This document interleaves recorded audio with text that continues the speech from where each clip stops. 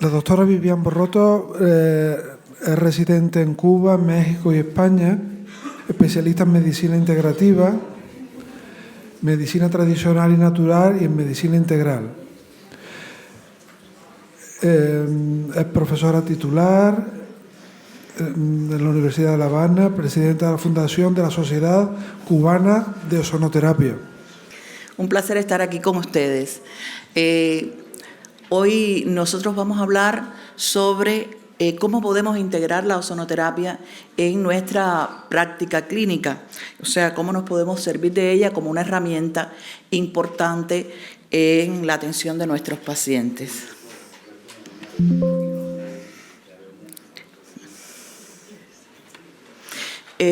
Bueno, nosotros para lograr que un paciente sane, tenemos que tener un diagnóstico preciso y una segunda fase que es importante para poder avanzar en este proceso es precisamente la desintoxicación para poder llegar a una reparación y una longevidad. Hay puntos claves para este proceso de desintoxicación. Primero tenemos que saber que es un proceso sistémico, que no lo podemos lograr de manera aislada y que por lo general requiere de protocolos integrales. La sobreexposición a toxinas o la disfunción de un órgano sobrecarga al resto del sistema.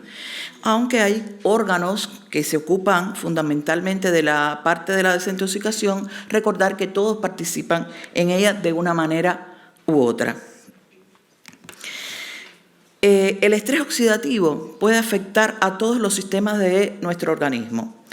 Los factores del liposoma pueden contribuir a ese estrés oxidativo que está asociado con enfermedades como el cáncer, enfermedades cardiovasculares, metabólicas, neurodegenerativas de todo tipo. Y bueno, como ustedes pueden ver, pueden afectar diferentes órganos, todos, y producir múltiples enfermedades. La ozonoterapia, uno de sus principales modos de acción, el inicial, es que controla el estrés oxidativo. O sea, es capaz de neutralizar y modular el estrés oxidativo, que no quiere decir que lo quite o lo aumente, es que lo modula, porque en ocasiones necesitamos un grado de estrés oxidativo para que nuestro sistema inmunológico tenga una respuesta adecuada. Y el ozono hace precisamente eso, a través de metabolitos efectores. No nos imaginemos que el ozono entra en nuestro organismo y está viajando y llega al cerebro, al hígado o a los pulmones. No, el ozono reacciona inmediatamente y produce metabolitos secundarios que son los que producen esa regulación por activación del sistema de defensa antioxidante.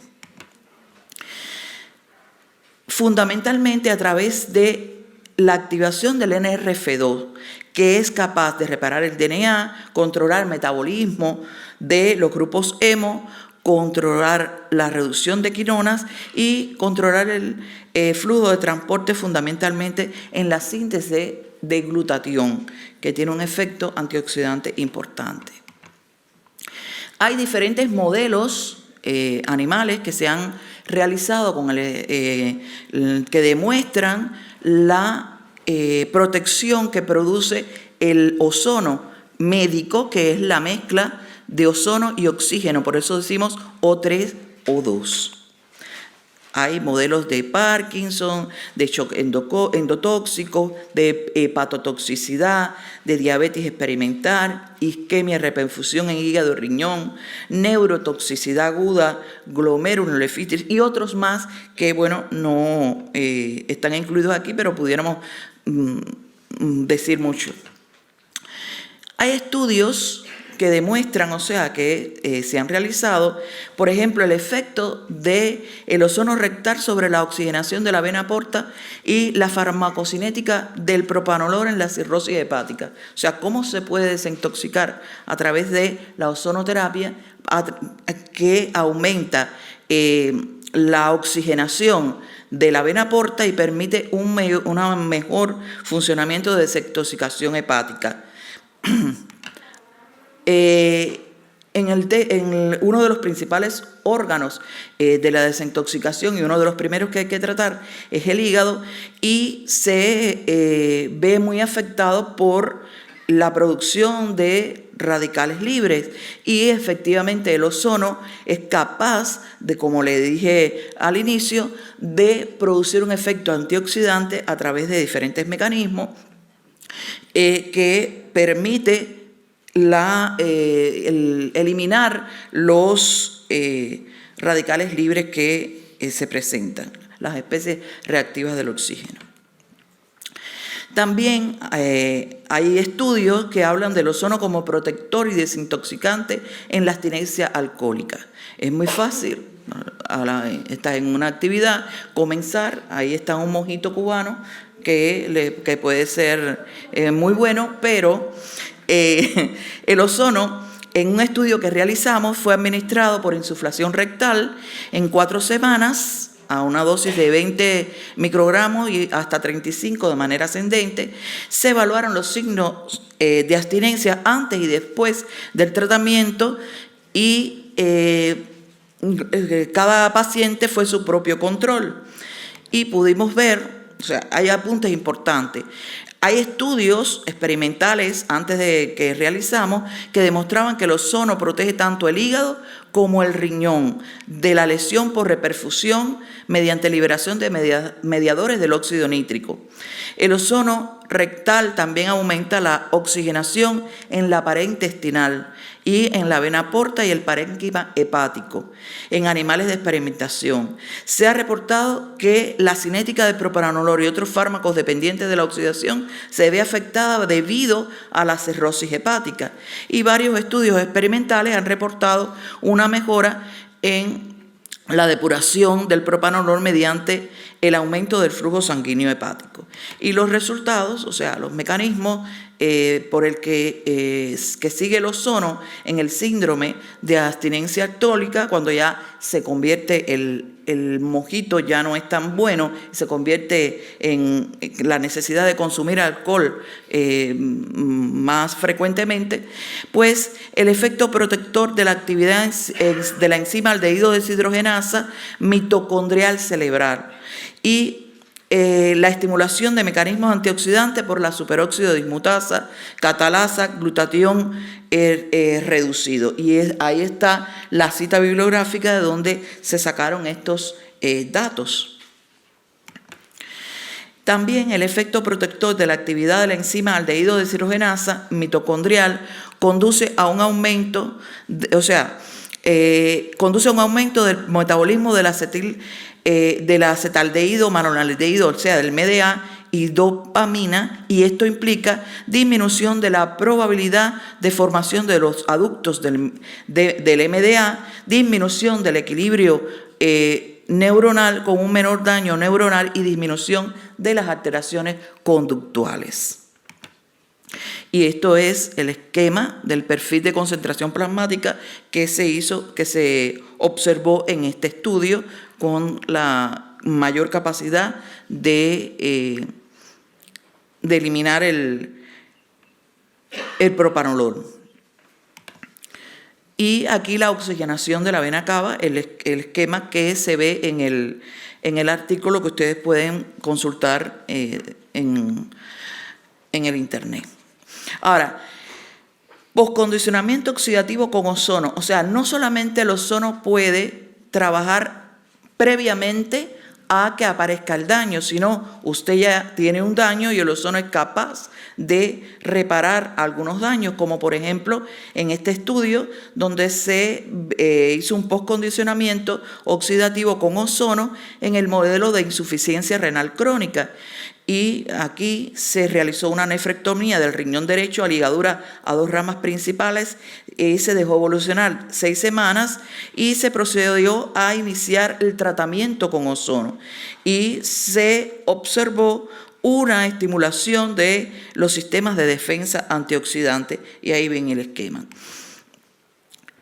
no voy a agobiarlos con estos temas, nada más que vean la cantidad de estudios que se han hecho en el efecto del ozono en riñón. Aquí tenemos una tabla sobre los efectos sobre la isquemia, daño, o sea, modelos de isquémico, y bueno, sigue la lista, o sea, que es algo que está realmente estudiado y con evidencias.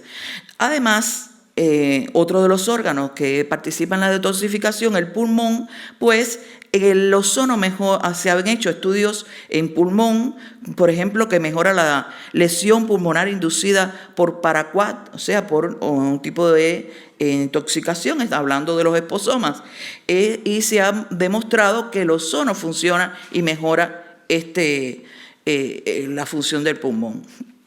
También se ha utilizado para evitar el rechazo de trasplantes con éxito.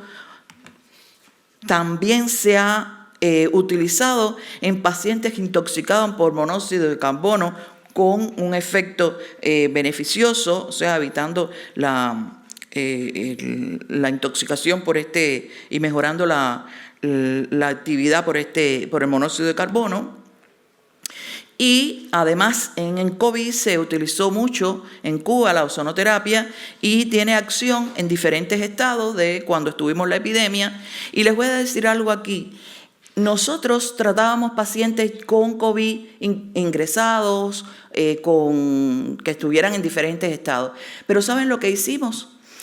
Hicimos un pesquisaje de los factores de riesgo, pacientes con factores de riesgo de posibilidad de morir por la COVID. Y a esos pacientes los tratamos con ozono. Y sí tuvieron COVID, pero no se murieron y no quedaron con secuelas. Y están muy bien. Pacientes con cáncer, con enfermedades, múltiples enfermedades, diabéticos, hipertensos, pues el ozono sirve lo mismo en la prevención, en el tratamiento y la rehabilitación de muchas enfermedades. También pacientes que no tuvieron tratamiento con ozono, que estuvieron con COVID y tuvieron alguna secuela, pues fueron rehabilitados con la ozonoterapia. Este estudio es bien interesante porque aquí se trató con ozono y se vio que se desacelera la degeneración de la neurona motora trigémina, o sea, atenúa la proliferación de la microglia y preserva los niveles de monocitos en los ganglios linfáticos mesentéricos, que la profesora que me antecedió explicaba la importancia de la función intestinal en todo su, o sea, en la parte neurológica y en todo el funcionamiento del organismo. Pues el ozono ha sido probado en ese aspecto y funciona. Y no solo eso, también en enfermedades de la piel, que es uno de los otros órganos que funciona en la detoxificación del organismo, pues tiene efectos que favorece el mejor funcionamiento de la piel y todas sus funciones, incluyendo la de detoxificación. Y este estudio, la ozonoterapia tópica, restaura la diversidad del microbioma en la dermatitis atópica, que para el buen funcionamiento de la piel es necesario un microbioma mantenido, o sea, conservado como corresponde. La insuflación rectal además mitiga el deterioro cognitivo crónico inducido por privación del sueño mediante movimientos oculares rápidos, mediante el alivio de la inflamación y regulación de la microbiota intestinal en ratones. O sea, que el ozono también favorece la mejoría de la microbiota intestinal. Otra razón más para que sea una buena herramienta en los protocolos de desintoxicación. La ozonoterapia sistémica por insuflación rectal se ha demostrado, este fue un ensayo clínico, que funciona para la deficiencia de la inmunoglobulina A, también explicado por los que nos antecedieron, o sea, la importancia de la inmunoglobulina A. El ozono, esta es una parte importante. Nosotros hicimos un estudio en el Instituto de Neurología y Neurocirugía de Cuba, donde trabajaba. Ustedes saben que la principal causa de muerte en terapia intensiva son las infecciones. Y teníamos problemas con, una situación en la institución, y cuando aplicamos ozono ambiental, o sea, le pusimos a diferentes departamentos, manteniendo los métodos que habíamos usado hasta ese momento, o sea, agregamos la desinfección hospitalaria con ozono, se vio una disminución de las infecciones en la asistencia sanitaria por mecanismo de la ozonización de aire. Esto no es ozonoterapia como tal, pero sí es el uso del ozono en el ambiente y en mejorar las condiciones del lugar donde estamos trabajando y donde sucede, o sea, de las salas de terapia intensiva, de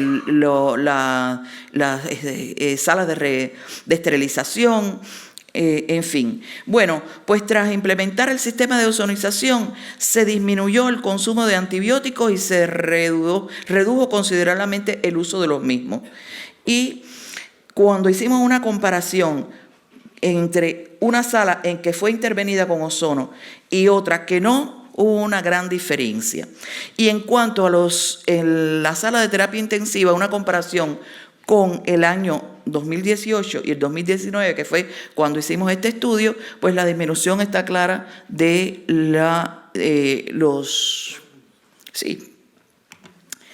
Bueno, pues el ozono se disuelve en plasma o en el agua y en los tejidos, y produce primeramente especies reactivas del oxígeno que producen un efecto sobre la oxigenación, sobre la modulación inmunitaria, y evita trombosis porque tiene acción sobre las plaquetas. Y a través de los lipoperóxidos tiene un efecto sobre el endotelio vascular, los leucocitos y otros órganos por el efecto antioxidante. El ozono tiene una característica que lo que hace es modular el estado oxidativo, que cuando es necesario funcionan, y cuando ya cumplieron su función, activa los contrarreguladores que produce un efecto antioxidante. Y esto es algo que es importante que quede claro, o sea, el cómo lo hace. ¿De qué depende? De la dosificación que nosotros utilicemos, o sea, tenemos que estar capacitados para saber las dosificaciones que corresponden en cada caso. Pero les voy a decir que la dosis tóxica de ozono está tan alejada, pero tan alejada de la dosis terapéutica, que es muy difícil que podamos llegar a producir daño, aún sin, no usando las dosis óptimas. La ozonoterapia señaliza para la bioregulación. Modula el estado redox, el sistema inmunitario, la inflamación, el metabolismo energético, la respuesta de reparación tisular, la respuesta de las células madre y la microbiota. Puntos clave: la ozonoterapia actúa principalmente a través del estrés oxidativo controlado y moderado por la reacción del ozono con componentes biológicos. La ozonoterapia activa el NRF2 y suprime la actividad del NRF-beta, reduciendo la inflamación, y además produce una respuesta antioxidante y llegando a un equilibrio del estrés oxidativo. Esto es a través del NRF2, no me voy a detener, y es importante que necesitamos en nuestros protocolos garantizar que nuestros pacientes tengan una buena alimentación, y en el caso de que sea necesario, una buena suplementación de los cofactores que las enzimas antioxidantes van a consumir cuando estimulamos esta actividad antioxidante. Por eso hablamos de protocolos integrativos donde se tienen en cuenta todos los factores. Conclusión, la ozonoterapia es un biomodulador que favorece la detoxificación al influir en los sistemas de autorregulación, promueve una adaptación flexible y su señalización bioreguladora impacta funciones clave como el estado de redox, el sistema inmunológico, la inflamación, el metabolismo energético, la respuesta de las células madre y la reparación tisular. Y esto lo hace a través de un mecanismo hormético que tiene diferentes nombres, que es lo que ustedes ven ahí. Todo se refiere al mismo efecto de hormesis. Estos son diferentes vías de aplicación del ozono y le damos las gracias por, bueno, a ustedes.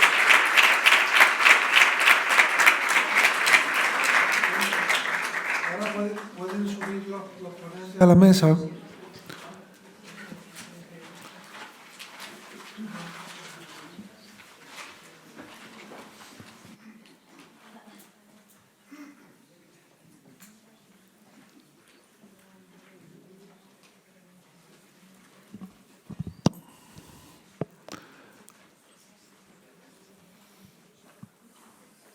Podéis hacer las preguntas que queráis. A la doctora Vivian, aplicaban el ozono en las salas de cuidados intensivos directamente al aire. Sí, eso se calcula por los metros cúbicos, se hace un cálculo de la cantidad de ozono requerido, se hace una evaluación del medio, de las cantidades de personas que trabajan en el lugar y se pone por el sistema de aire. Y cuando usted hace la medición, no tenemos más de un 0,5% que es el máximo que podemos inhalar de ozono. O sea que eso se mantiene, sin embargo, hace una limpieza de todo lo que es el sistema de climatización y de aire y del medio ambiente. Ese es el que nosotros utilizamos. También hay otro método en el que usted cierra la instalación, pone un turbo que pone, o sea, de la habitación que va a tratar, de ozono por un tiempo determinado, después se va y cuando usted llega, ahí no hay ningún germen. O sea, son diferentes métodos.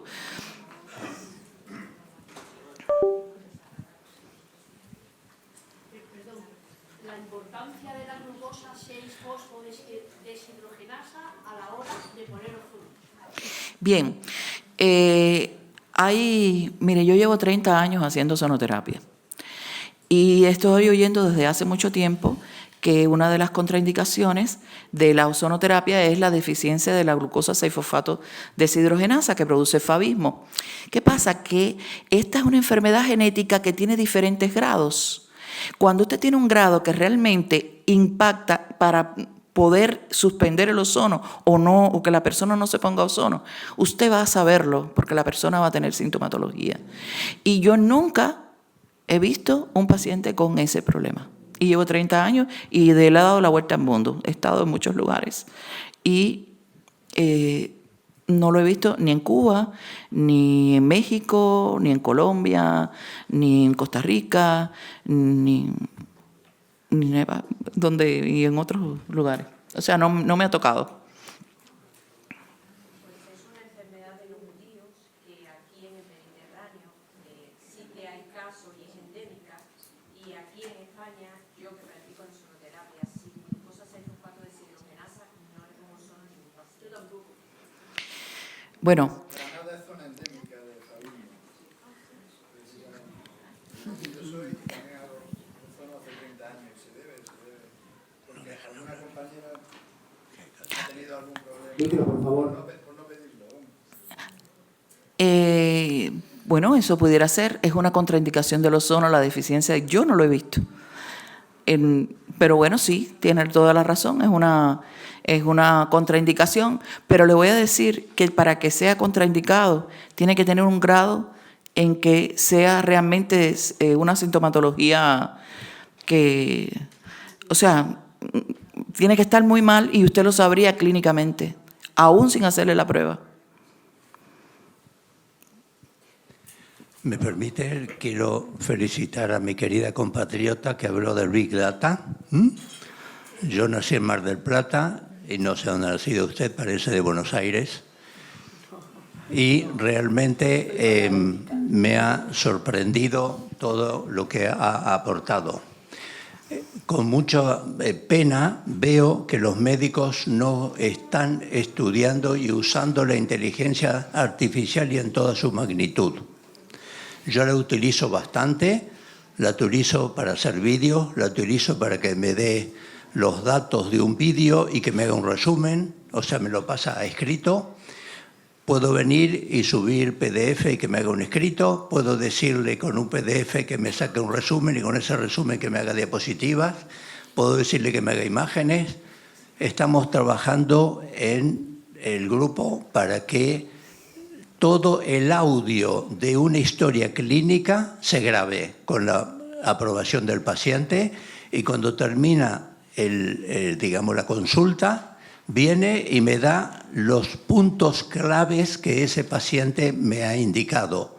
Con lo cual también le puedo preguntar a la inteligencia artificial qué estudios tengo que hacer para corroborar o confirmar las distintas enfermedades. Hoy la inteligencia artificial, por favor, los invito a los médicos que vengan y se apoyen en ella, que ojo que hay que venir y controlar lo que corresponde, que tiene que pasar por cabeza de ustedes, no que lo que dice la inteligencia artificial es lo que le tiene que dar al paciente. Eso es lo que quería aportar y la felicito a mi compatriota.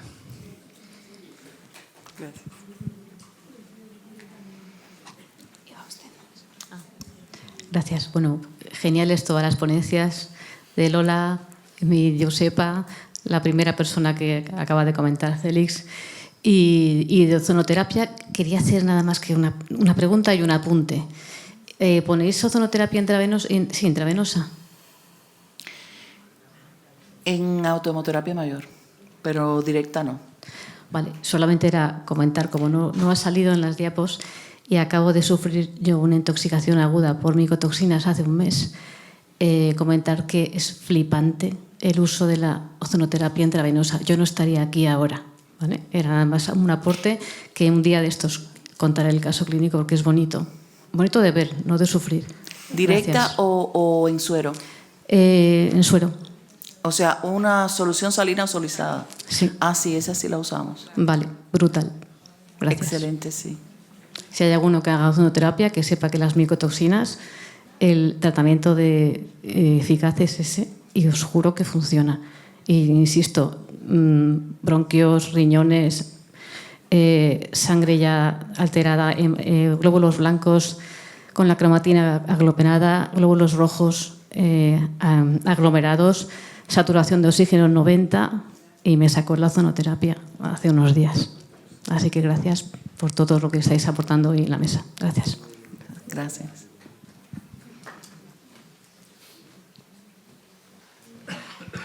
Yo también quería felicitaros, me ha parecido de un nivel altísimo todas las mesas, y quería preguntarle a la doctora Rigau si, aunque sabemos que cada persona es un mundo y que cada caso es muy diferente, si han tenido algún patrón en pacientes que pasaron COVID, en pacientes que solo se vacunaron de COVID o pacientes que se vacunaron y además pasaron COVID, si han tenido alguna conclusión a nivel inmunológico.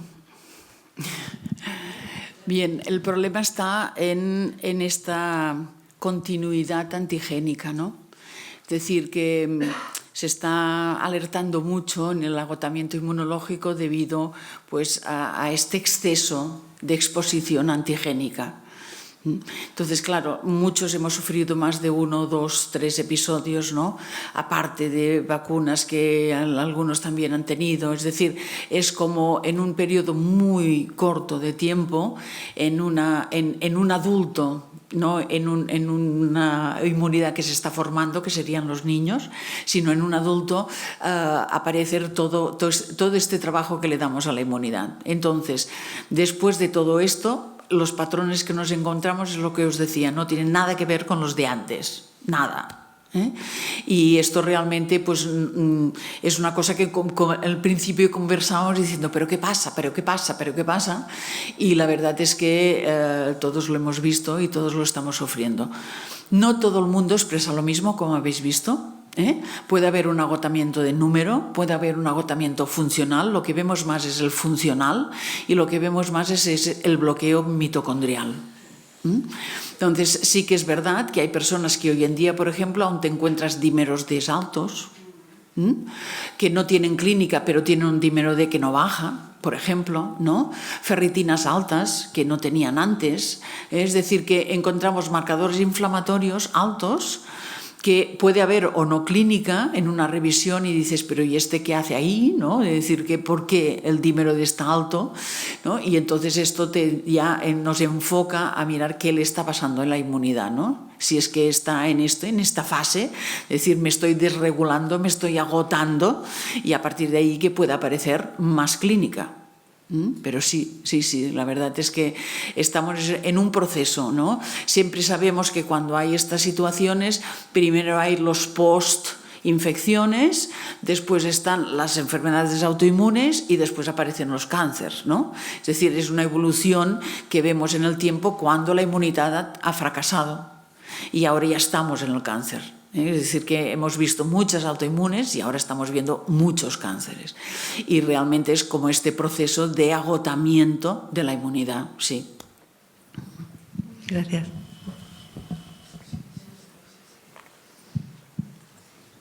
Hay tiempo para una pregunta solo, antes de irnos al descanso. Es para la doctora Rigau. ¿Hay alguna forma, creo que ya se ha dicho, pero bueno, resumida, de reducir la inmunosenescencia?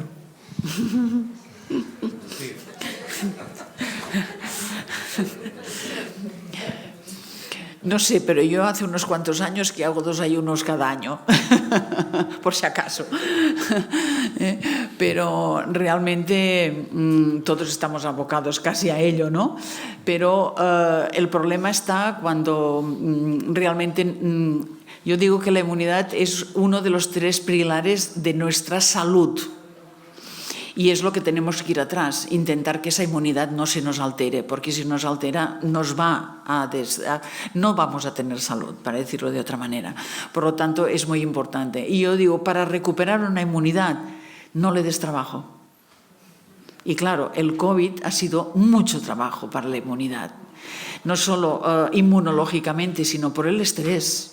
Es decir, que es lo que os decía, se ha juntado aquí una tormenta perfecta, ¿no? Para provocar ese envejecimiento en todos, de alguna manera. Lo hemos sufrido todos. De unos más, otros menos, pero todos lo hemos sufrido. Y hay otras personas que te dicen, no, yo he estado bastante bien, pero no sé qué pasa este año, que estoy con un resfriado uno detrás del otro.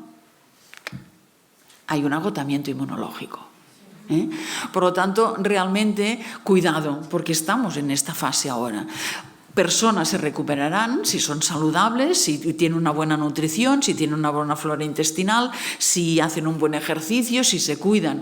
Pero una persona que sume, por ejemplo, ahora una situación de estrés, laboral, familiar, lo que quieras, o que haya un problema de que no hace ejercicio, no duerme bien, no recuperará esa inmunidad. Y esto nos llevará a un problema más. Por lo tanto, sí podemos luchar con esta... Fijaros, aquí tenemos a Mónica de la Fuente, ¿no? Que estudia las personas longevas cómo tienen su inmunidad. Y ella lo que nos define es que no han perdido su funcionalidad. Es decir, los efectores, estos que necesitan la mitocondria, funcionan.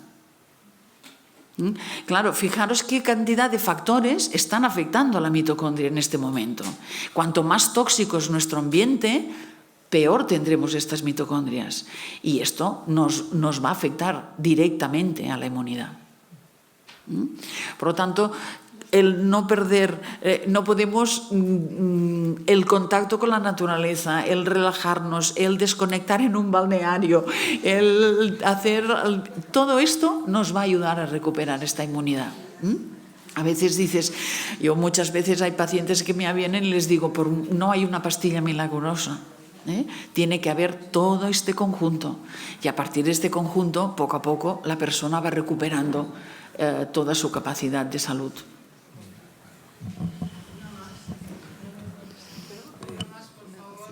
Vale. Vamos, un poco.